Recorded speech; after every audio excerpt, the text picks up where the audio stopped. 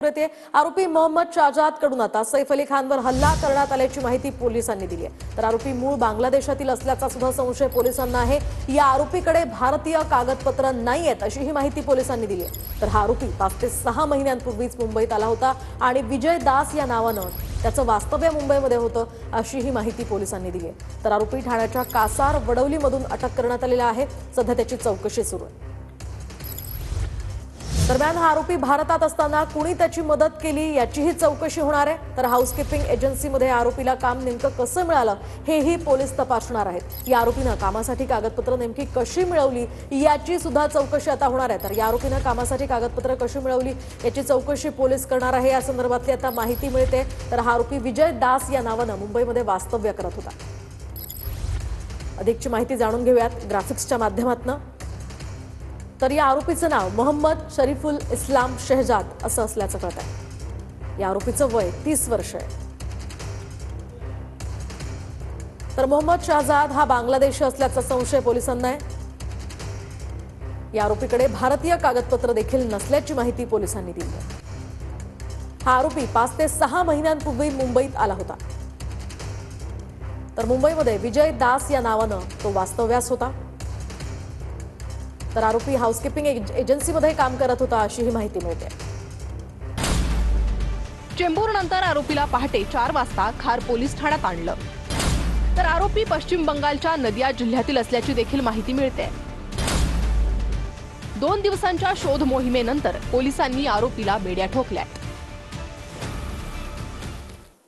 एकूणच या चौकशीनंतर आता काय माहिती समोर येते ते पाहणं अतिशय महत्त्वाचं असणार आहे। तर सैफवर हल्ला करणारा हा आरोपी अखेर 4 दिवसांनंतर अटकेत आहे। त्याची सध्या चौकशी सुरू आहे। काल मध्यरात्री ठाण्यातल्या कासार वडवली या भागातनं पोलिसांनी त्याला अटक केलेली आहे। तर गुन्हे शाखा आणि वांद्रे पोलिसांनी संयुक्त कारवाई करत त्याच्यावर ही अटकेची कारवाई केलेली आहे। एकूणच या प्रकरणामध्ये आता त्याची खार पोलीस ठाण्यानंतर चेंबूरनंतर आता खारमध्ये चौकशी सुरू आहे। या चौकशीनंतर त्यानं हा हल्ला नेमका का केला या संदर्भातली माहिती मिळणार आहे। आजच सकाळी 9 वाजता पोलिसांची या संदर्भात पत्रकार परिषद झाली। त्या संदर्भातली माहिती त्यांनी या पत्रकार परिषदेमध्ये दिली आणि पुढील चौकशी सुद्धा सुरू असल्याचं त्यांनी सांगितलंय। हा आरोपी बांगलादेशी असल्याची सुद्धा सध्या संशय पोलिसांना आहे आणि या संपूर्ण प्रकरणामध्ये आता सखोल चौकशी पोलीस करतात।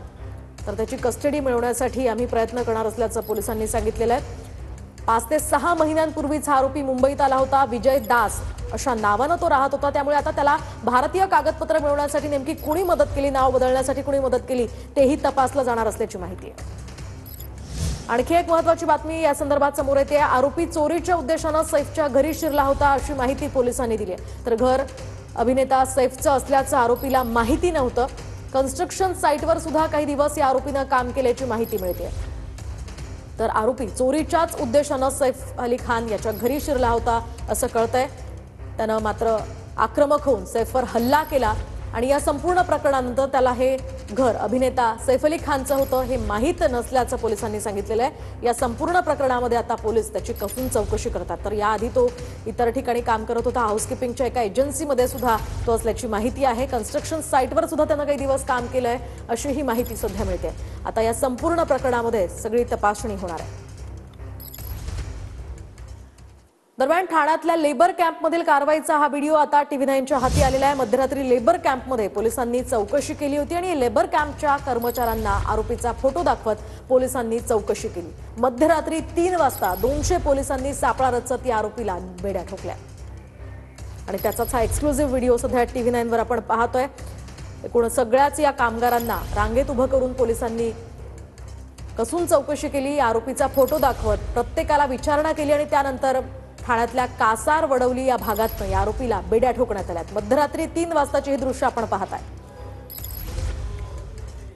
तो मेन हल्लेखोर जो आहे त्याला पोलिसांनी ताब्यात घेतलेला आहे असं सांगितलं जातं। तो भुरटा चोर आहे परंतु तो बांगलादेशी आहे आणि कदाचित अलीकडेच तो मुंबईत आला असेल। तो काही चोरीच्या उद्देशाने वगैरे तो गेला होता असं प्राथमिक माहिती जी आहे जे मुख्य पोलीस ऑफिसर्स आहेत काही त्यांनी मला तर सांगितलं। आणि याच प्रकरणासंदर्भातली अधिकची माहिती जाणून घेऊयात आमचे प्रतिनिधी कृष्णा सोनार वाडकर यांच्याकडून। कृष्णा, काय सांगाल या चौकशी संदर्भातली अधिकची माहिती सध्या काय मिळतेय? आरोपीला आता अटक झालेली आहे। पोलीस आरोपीची अजून सुद्धा चौकशी करतात आणि ही चौकशी पूर्ण झाल्यानंतर आज थोड्याच वेळामध्ये त्याला कोर्टामध्ये हजर केलं जाईल आणि त्याची पोलीस कोठडी वाढवून मिळावी यासाठी प्रयत्न केले जातील। मात्र या रिमांडसाठी किंवा पोलीस कोठडी वाढवून मिळवण्यासाठी कोणकोणते मुद्दे प्रामुख्याने कोर्टामध्ये पोलिसांच्या माध्यमातून मांडले जातात हे पाहणं अत्यंत महत्त्वाचं असणार आहे। कारण आरोपी जेव्हा सैफ अली खानच्या घरामध्ये घुसलेला होता तेव्हा त्याला हे घर सैफ अली खानचं आहे याची कल्पना होती का, त्याचबरोबर त्याचा नेमका उद्देश काय होता आणि त्यानंतर तो कुठे कुठे लपला किंवा कशा पद्धतीने वास्तव्य केलं हे देखील या रिमांडमध्ये येणं आवश्यक आहे आणि त्या पद्धतीने पोलीस आता सध्या रिमांड रिपोर्टची तयारी करतायत। थोड्याच वेळामध्ये आरोपीला वांद्रेच्या हॉलिडे कोर्टामध्ये नेलं जाईल आणि तिथे कोर्टासमोर हजर केलं जाईल आणि यावेळेला हे रिमांड मध्ये जे बाबी टाकणं आवश्यक आहे त्या पद्धतीने पोलिसांच्या माध्यमातून हा रिमांड मिळवून जास्तीत जास्त पोलीस कोठडी मिळाल्यानंतर आरोपीची चौकशी केली जाईल। मात्र सगळ्यात महत्त्वाचा प्रश्न, आरोपी हा बांगलादेशी असल्याचं चौकशीमध्ये निष्पन्न झालेला आहे। त्यामुळे त्याला 5 ते 6 महिन्यापासून भारतामध्ये वास्तव्यामध्ये थांबण्यासाठी किंवा इथे राहण्यासाठी जे आवश्यक कागदपत्र आहेत ती मिळवून देण्यासाठी कोणी मदत केलेली होती का, त्याचबरोबर ज्या हाऊसकीपिंग एजन्सीमध्ये तो काम करत होता तिथे त्याला कसं काम मिळालं। कारण एखाद्या व्यक्तीला आपण काम देतो त्यावेळेला त्याची कागदपत्रांची पडताळणी केली जाते आणि त्या संस्थेकडे ते सगळी कागदपत्र असतात। त्यामुळे हाऊसकीपिंग एजन्सीमध्ये त्याला काम देताना या कागदपत्रांची छाननी झालेली होती का किंवा त्याला असंच काम देण्यात आलं, या सगळ्याची चौकशी आता मुंबई पोलिसांच्या माध्यमातून केली जाणार आहे। आरोपी बांगलादेशी होता आणि जवळपास 5 ते 6 महिन्यापूर्वी तो बेकायदेशीर मार्गाने भारतामध्ये आलेला होता। मुंबईत त्याचं काही काळ बेकायदेशीर वास्तव्य होतं। या सगळ्याच्या बाबी आता तपासामध्ये निष्पन्न होत आहेत। ठाण्याच्या कासारवडवली भागातून मध्यरात्री आरोपीला अटक केल्यानंतर त्याला पहिल्यांदा चेंबूर पोलीस ठाण्यात आणण्यात आलेलं होतं। तिथे सहपोलीस आयुक्त सत्यनारायण चौधरी यांनी आरोपीची चौकशी केली आणि त्यानंतर त्याला खार पोलीस ठाण्यात आता आणून ठेवण्यात आलेलं आहे। तिथे सुद्धा आरोपीची अजून सुद्धा चौकशी सुरू आहे। वांद्रे पोलिसांच्या माध्यमातून या सगळ्याची रिमांडची तयारी आता केली जाते। थोड्याच वेळामध्ये आरोपीला कोर्टामध्ये नेलं जाईल। आज रविवार आहे त्यामुळे हॉलिडे कोर्ट आहे। हॉलिडे कोर्टामुळे पहिल्या सत्रामध्ये खास करून रिमांड होतो आणि त्यामुळे आज रिमांड हा थोड्याच वेळामध्ये सुरू होईल। कोर्टामध्ये आरोपीला नेल्यानंतर पोलीस काय काय प्रामुख्याने मुद्दे मांडतात हे पाहणं महत्त्वाचं असणार आहे। कारण सैफ अली खानवरती आरोपीने एकूण 6 वार केलेले होते आणि यातले 2 वार जे आहेत ते अत्यंत गंभीर स्वरूपाचे आहेत। कारण चाकूचा अर्धा भाग हा सैफ अली खानच्या पाठीमध्ये पूर्णपणे मोडलेला होता, तो आतमध्येच होता आणि त्याचा अर्धा तुकडा जो आहे तो सैफ अली खानच्या घरामधून पोलिसांनी जप्त केलेला आहे। त्यामुळे इतक्या वेगानं किंवा जिवे मारण्याच्या उद्देशाने ज्या पद्धतीने आरोपीने हल्ला केलेला आहे त्या अनुषंगाने पोलीस कुठल्या मुद्दे जे आहेत ते कोर्टामध्ये मांडतात हे पाहणं महत्त्वाचं असणार आहे। मात्र आरोपीचं आतापर्यंत सगळं लोकेशन जर बघितलं तर पहिल्यांदा आरोपीनं वांद्रेमधल्या सैफ अली खानच्या घरामध्ये तिथे चोरीच्या उद्देशाने प्रवेश केला, सैफ अली खानवरती हल्ला केला, त्याचबरोबर जे नर्स आहेत लीमा त्यांच्यावरती सुद्धा हल्ला केला आणि जवळपास 5 ते 6 तास हल्ल्यानंतर आरोपी सैफ अली खानचं घर असणाऱ्या वांद्र्याच्या परिसराच्या अगदी अवतीभोवती होता, तसं सीसीटीव्ही मधून समोर आलेलं आहे।